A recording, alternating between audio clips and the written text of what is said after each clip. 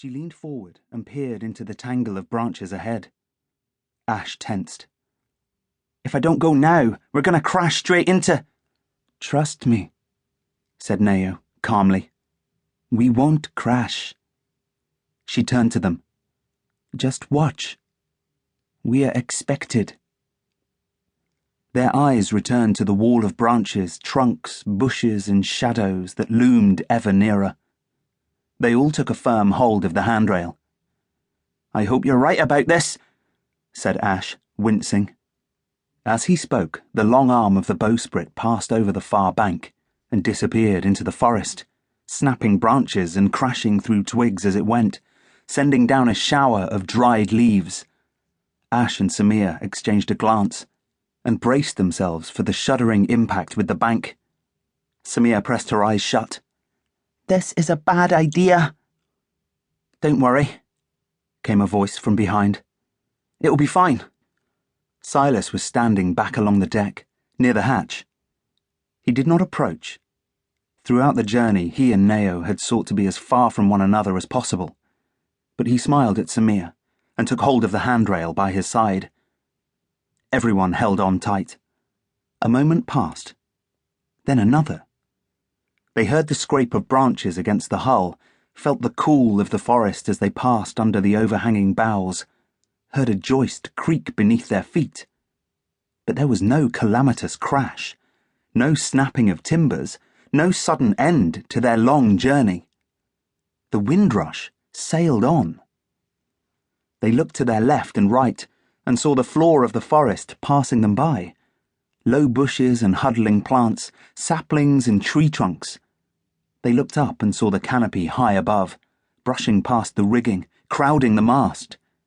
It was as though the wilderness had opened its arms and drawn them in. The keel cleaved through the soft folds of earth and living things as though they were water, bearing its great weight onwards, towards the two hills. Their eyes were wide with wonder, and Samir shrieked with delight. "How did you know?" she asked Naeo breathlessly. "Look," said Naeo, pointing out into the forest. They turned to where she was pointing and narrowed their eyes. At first, they thought it was just a muddle of light, or perhaps an oddly shaped trunk. But then they realized that they were looking at a human figure. It was a woman leaning against a tree, her body draped in loose garments of the same drab colours of the forest, browns, oranges, greens, limes, and yellows. The only part of her that did not blend with the thicket was her pale face, which almost seemed to float in mid-air, smiling at their wonderment. "They're everywhere!" shouted Sylas, pointing out over the side of the ship. Now they knew what to look for. They saw the pale glow of scores of faces, some peering from behind bushes, some high in the branches of trees, but most gathering alongside the great ship, as though guiding it in as it rolled and yawed ever deeper into the forest. They walked in two columns, left and right, stepping lightly between the trees, many peering back to the river as though to check that the windrush had not been followed, others looking at its path ahead.